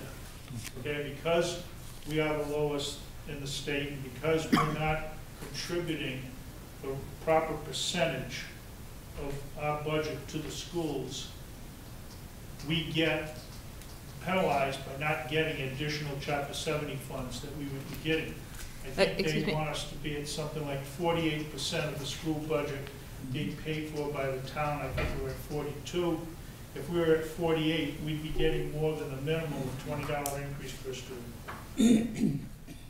and that's what I said earlier, that it's not just a today problem. Right. It's a progressive, cancerous problem that we've got to solve. And we've got to look at very many things. And I think, and I don't, and that's why I said that, you know, I'm not saying you have to do it, but you got to at least evaluate closing the non-necessary project departments. That adds $1.3 million, or removes $1.3 million from your continuous operating, right? But is that a discussion for this 4 weeks? What can we get rid of that we can do in 4 weeks? You can close every one of them in 4 weeks, because you just don't fund them. That simple. Not pleasant. I don't want to do it. It's impacting people's lives. But if we continue to deal with this the way we've been dealing with it, we're asking people, Mark said it earlier, we're asking, it's on the backs of the people that are working for us. And what's going to happen? We've already gone through taking people that work in full-time and made them part-timers, or reducing their part-time. Now you want to close them. Now you want to save them. Hey, you know what? You know what? You're talking out of both sides of your mouth here. No, I'm not. Yes, you are. No, I'm not. If it's a cancer, you gotta cut it out. All right? I know. I disagree. And we're asking people, we're reducing their time and asking them to live on less money than they were making 5 years ago. So you in think, terms of hours. So you think the fair thing to do is just to fire them?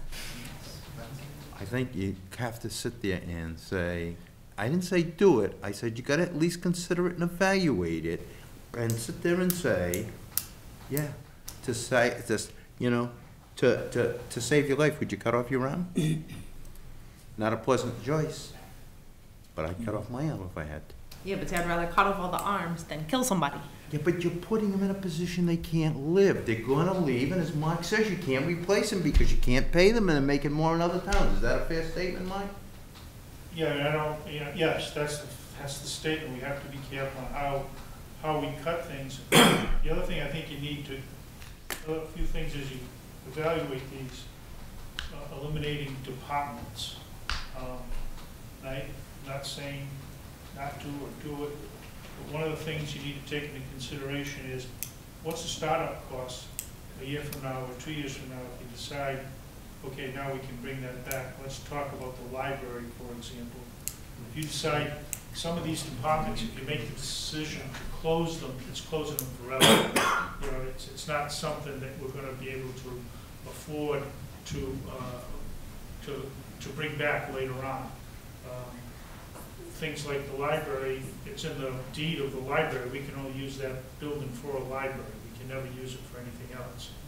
So it's not, I wish it was as quick and simple as say, you know, it's like in our sometimes it's say, I'm going to do away with the second car for a couple of years, you know, like putting kids through college or something like that. I think we've got to, as you're evaluating this, saying, what's it going to cost us if we eliminate that department? What's it going to cost us to reinstate it at some time in the future? Just take all of that into consideration. And we gave them the thing to donate to the schools, and we've got all those people out there holding signs. Like, we have avenues to support the schools. We do not have avenues to support. Nobody's donating to the town clerk. You know, it's not going to happen. And over and over and over again, we've said, Total up to 2. please do this, or we're gonna hurt the schools. And we come back and we save the schools. And then last year we scrimped and saved, and she went to town meeting and took more money after we went and took salaries and things out of everybody's pockets. How about enterprise accounts? And I know, Mark, we talked about that before. It's a long process, I think, to undo that. Now, Right? let me explain just a few things about that if I can, because it's a concept question that has come up. You know, there's been a lot of, past several months, there's been a lot of meetings, coffee hours, and that question about the enterprise has come up. So let's go over it. We have, outside the electric department, 3 enterprise funds: water, sewer, and solid waste. Solid waste department is an enterprise fund at the direction of Department of Environmental Protection. Back in the early 90s, when we were in the process of starting to close down the landfill and so forth, and but still had part of it we could use, we're trying to get money for it. Department of Environmental Protection said, we will give you a permit to operate what's now a transfer station, under the condition that the way you handle trash and maintain the capped landfill is separate from tax dollars. It's got to be an enterprise account. You do not want to be competing against school funds or anything else to have the money to properly maintain these environmental issues involved with the capped landfill. So there might be a couple of hoops associated with that. Is that an agreement that goes in continuum? It goes on forever as long as it's Yeah, it's a operating? condition. Our license gets renewed every, I don't know if it's 3 or 5 years. I forget how frequently that is. In cases of water and sewer, what would happen is the revenue would go to local receipts. That's the way it used to be. Before we had the enterprise funds, your water fees and your sewer fees all came in under local receipts. Well, the Department of Revenue, since 2010, have mandated that when we sit down and we make a projection for our local receipts, under no conditions can we project, for example, 2016, that our local receipts are going to be 1 penny more than 2015. So one of the difficulties we would have is in that transition, we've got to be able to convince, okay, DOR, that our revenues are going to, in this case, local receipts would double. Because we're taking it out of an enterprise account and putting it in there. The second issue becomes with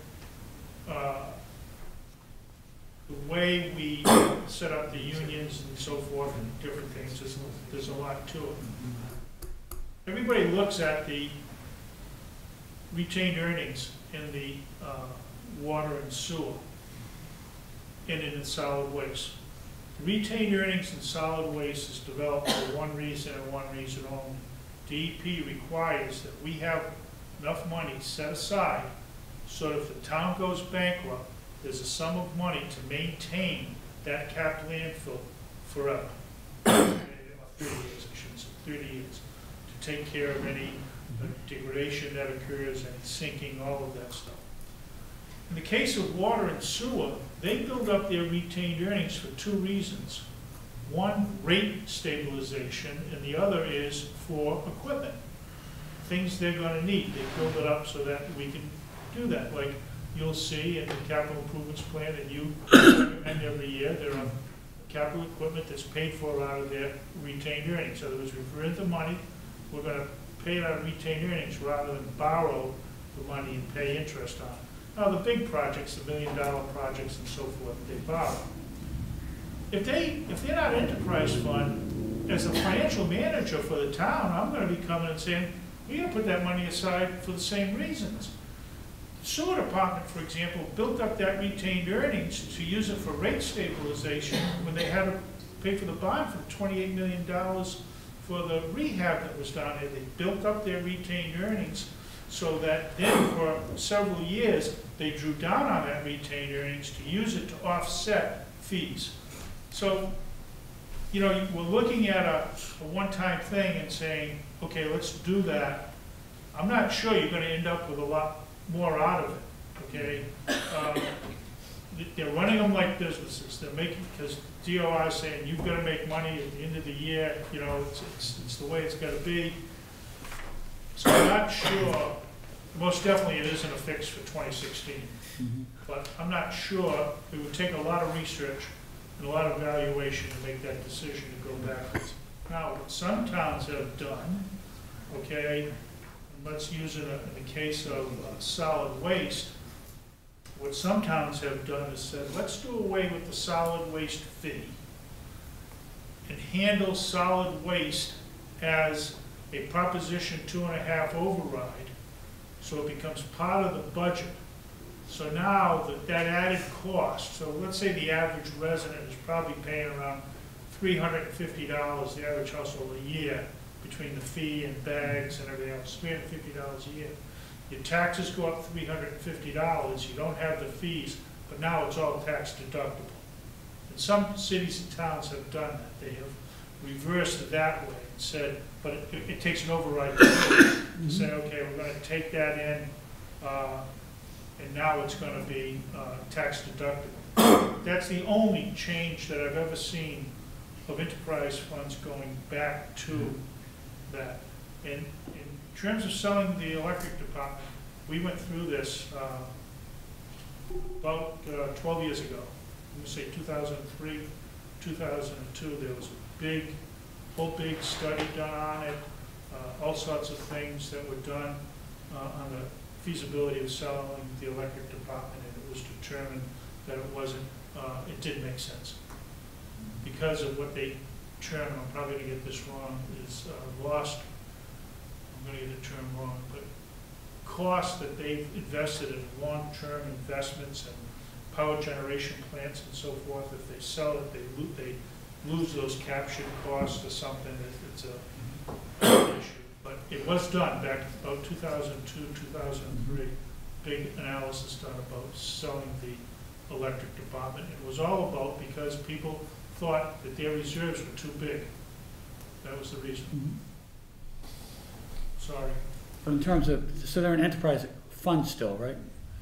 What's that? They're still an enterprise account, the electric department, or? Yeah, they're operating in a different section of the law. They operate You cannot do that either? Sections 164, which is very, very, gives them tremendous power, you know, I mean, especially the electric department manager. It's a different fund altogether than water and sewer. And you cannot do that then? You can undo it, but you're not, I don't know, I don't think they'd allow you to, no, electric department never could be, not be an enterprise account. That could never happen. Couldn't happen. The question is whether you sell it or not. Yeah, the only two options that I know of in terms of the electric department are selling it outright, which in the long run will probably hurt us far more than will help us. And I'm talking about the individual residents. Or secondly, you can transfer it to the Board of Selectmen, right? Well, yeah, but again, that doesn't do anything, because under Chapter 164, all that happens there, Mansfield's a good example. Mansfield doesn't have electric commissioners. The town manager in Mansfield is the manager of the electric department, and typically the selectmen in Mansfield are the electric commissioners, but they still operate under Chapter 164. All the autonomous authority rests with the manager, not with the electric commissioners in our own department. It's kind of like the superintendent of schools and the school committee. Very similar relationship between the electric department manager and the electric commissioners as compared to the superintendent of schools and the school committee under education reform, which gave all the power to the superintendent of schools. Thanks for the info, Mark.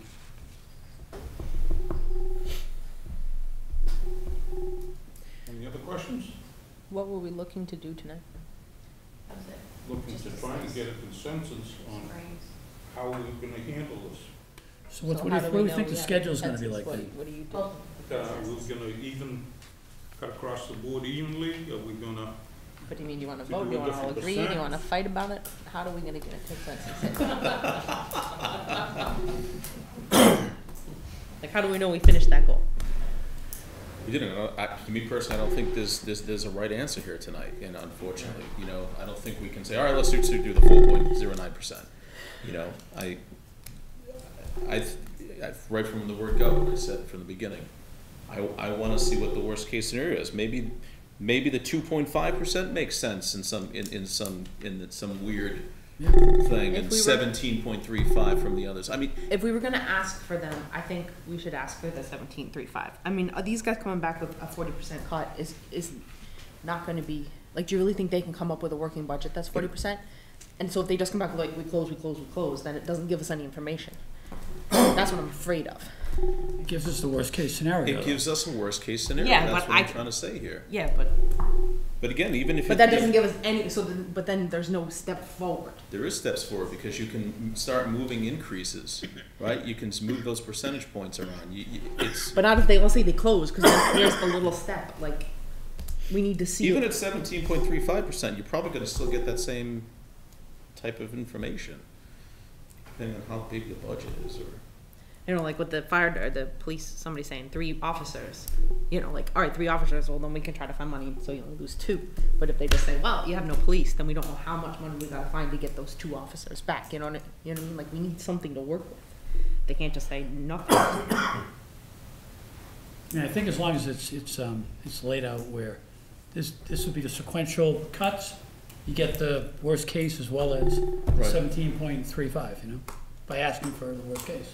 Right, Alright, if they'll give it sequentially, I guess. And what's their bare minimum? Like, when do they close? right. I think that's all information I think is needed now. I mean, as much as it's going to be a lot of work, it's for us to make a decision. We're going to need that information.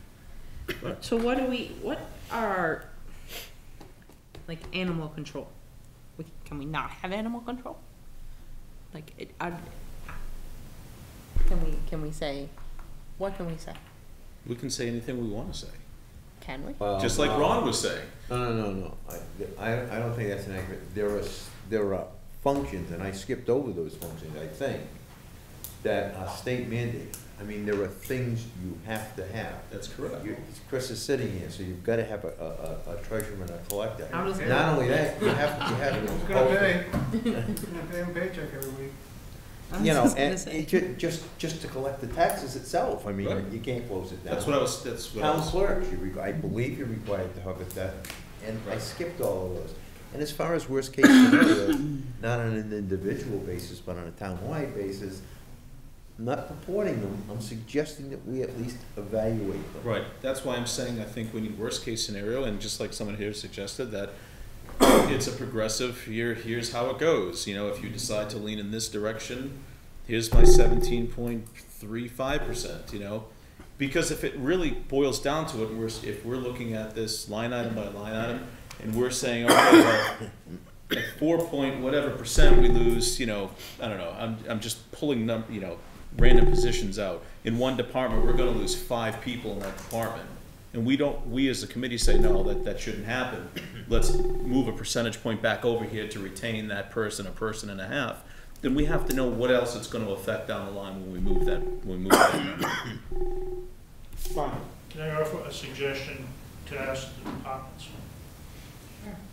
Based on what you're saying, that you ask public safety and school departments for 2 scenarios, 2.5% cut and a 4.09% cut, okay, progressively.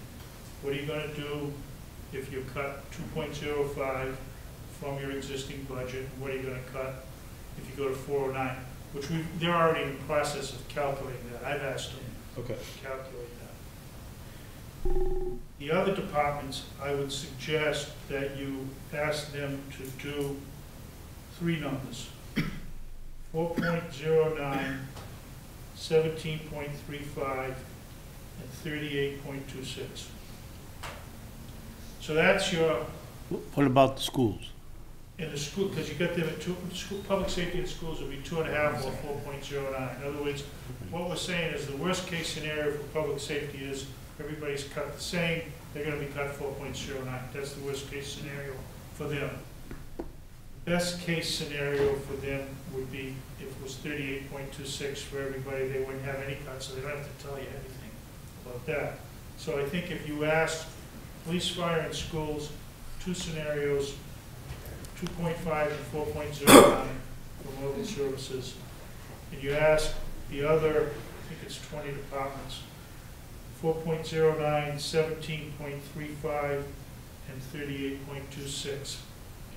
And you'll see what the progression is. Now, how quickly do you think they can get these numbers to us? I don't know, okay? My suggestion to you is as you schedule these departments, schedule the smaller ones first. Right. Because they're the ones that are gonna be able to adjust that. I mean, I'm gonna tell you right now, 38.26% in the selectmen's department leaves me and 1 clerk, that's it. Okay, so in effect, we're gonna shut down, okay? Because right now we have 3.5 clerks in me and an assistant. We would lose an assistant and 2.5 clerks. So, There'd be no one, and no janitor. there'd be no janitor. So, I mean, those are the That's right. things that we, you know, what am I gonna do? Who's gonna do the licenses, who's gonna do permits, who's gonna do all these other things? You know, that's the effect, a cut of $178,000 out of our budget of $451 for just salaries and salaries, wages, and general expense. You know, it costs us the same amount of money to heat the building and so forth. So I would suggest that you schedule these small departments first and then go to the larger departments later on. Can we ask that they get us these before they come? Yeah, I've asked for everything a few days in advance. And, Elizabeth already covered the doing it electronically and submitting it ahead of time. Would you like them to also come through you? But everything's coming through me. They're copying me and everything, just so that I can make sure I know exactly what they're doing. I'm not asking them, they're dealing with you, but it's an agreement that all the department heads have with me and I have with them. Any information that's being disseminated, everybody's getting it. Right, absolutely. I just want to make sure that nobody's cutting you out so you don't know what's going on. No, communications between the departments are very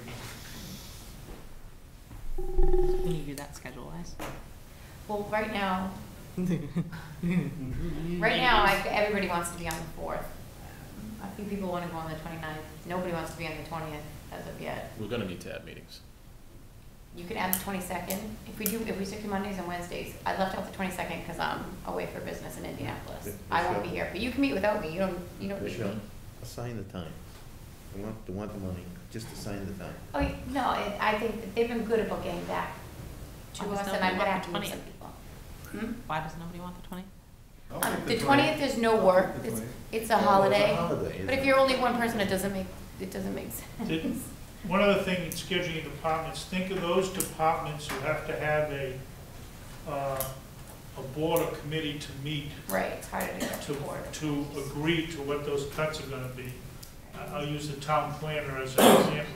She herself may be able to put together these scenarios in 2 hours, but she may have to wait for a planning board meeting for her So board you know this to one. vote that. This is You know, that's a difficulty, right? You- Right. it's quick for that, yeah. Got it. Sometimes people do it before and stuff to me. I'm working, most people have gotten back to me. Like I said, I'm just expecting the meetings that we have are gonna be longer, because we have one meeting scheduled for the 6th. We have nobody on that meeting, just because I purposely I don't want anybody on the 6th, because I figured you guys are gonna be doing some hashing out that night. I figured that we're going to be meeting many nights. I can add the 22nd, and if you guys wanna meet on the next, we can add those in too. Right now, we're on every Monday and Wednesday, up until right before I have to get that book done. Except for the 22nd, but like I said, The you can add that 20th, in. not the I just 22nd. can't be here. the 27th. You're on, right now we have the 20th, no 22nd, because that's when I'm away. The 27th, which is the following Monday, the 29th, and then we have the 4th and the 6th. And no, I'm scheduling nobody other than you on the 6th. You're it. I don't think anybody's gonna be able to give you anything on the 20th. Yeah, well, nobody wants the 20th anyway. I mean, But I they just can, we don't can think move it to they're the gonna be 22nd, but like I said, as long as you don't have that. I think what Mark's saying is too quick. Too soon. And it's a holiday. I didn't realize it was a holiday either. Yeah, I put that on there, my note to everybody. We go on different nights as well, I mean, like 27th, 28th. You can do whatever you like. I'm not gonna be here on the 20th. and Right, I know 22nd. you're not here the 20th, I knew that, you told me that. This, Kathleen can't make the 29th.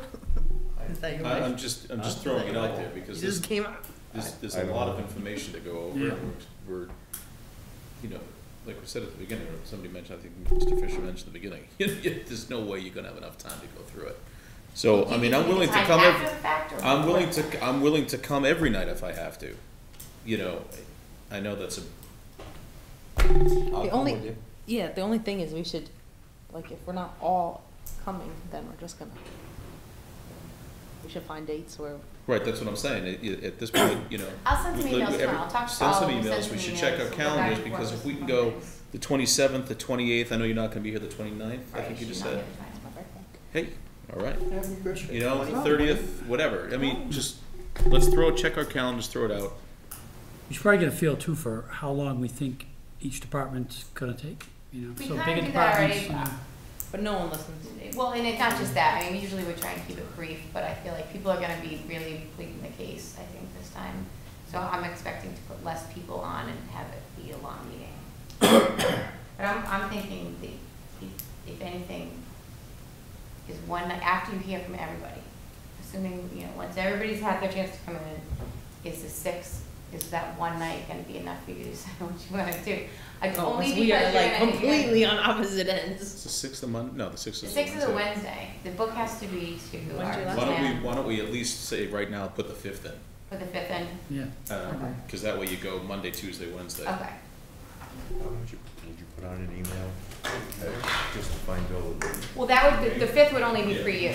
I think cut off on the 4th for everybody else, and then the 5th and the 6th, you guys can do your numbering. But I'm gonna throw it in an email form anyway. And then do you want me to have the 22nd? Or do you wanna get back to me tomorrow? I do either the 20th or 22nd. Okay, Do we get overtime for this? yes. You can afford it, okay? At our base Well, salary. we'll figure it out during the Well, email. so We'll figure that out. Everyone's in the gotta check meeting. their schedules anyway. If you send out an email making a proposed, you know, when the proposed dates are, so you can get back to you. Oh, people have already been getting back to me. I've already done that. So, are we all in agreement then that we'll take that approach? So, the 2.5, the 4.9 for public safety in schools, and everybody else, so those 3 tiers? and then we can work it from there. Makes a lot of sense. And more in writing and less in speaking. Yeah, I told Because her. tell them we're gonna have all these nights when they're not gonna be here, so the more that they give No, us, the I asked for less. everything in writing before. I mean, not just the items, but the items and the dollars would be good too. Yeah. Clear on that's- that, you know? That's what, I think you saw my original the email that went out. I'll send it to everybody, and you Yeah. guys can let me know if you want it. No, 'cause, you know, I mean, they may just list 3 things, you don't know, like which, Oh, no, we were very specific with what we were thinking. So we aren't gonna meet the 20th. We're 86 and the 20th. That's fine, right, so nobody's on the 20th right now anyway. Nobody's on the 20th. Nobody wanted That's it. all. It's a holiday, right? Geez, Barry, I'm gonna Not miss for me. seeing you. I know, Ron. You know what, we can go out for dinner, I'll buy you coffee or something. Bye. But the Did other we one, have minutes? We have Let's go to Dunkin' Donuts. That's what I thought he was saying, when he said, I'll buy you coffee. yeah. I never go to Dunkin' Donuts, and they're going on there. I we make do have too much minutes. money. Minutes. Yeah, minutes. What's that? Who We has have minutes too. Yes, we have minutes of the 25th and of February and the 16th of February. The 16th was the ones we held in the, for snow and ice. Okay, to refresh your mind. And the ones for the 25th I think that was, was also snow and ice. wasn't one of those before? No, one was we did before the election. Right. Right. That was one I was not at, yeah. Yeah, we give them the first one, we gave them authorization. And then the second, and then the The second second one one was Was the vote. Was when we review, we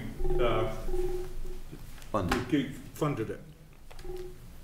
I move that we approve the excuse me for not being able to speak, the minutes of the meetings, February 16th and 25th. Second. Do you have a second?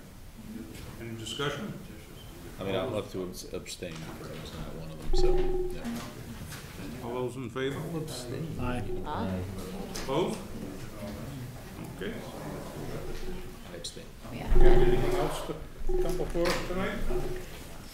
Want a motion to adjourn? Yes, please. So moved. Second? On my bottle of aspirin. I think there was a second. I could see Was the the gleam in second your John? eye, Paul. Yes. I can see the gleam in All your those eye. in favor of adjourning? Aye. Opposed?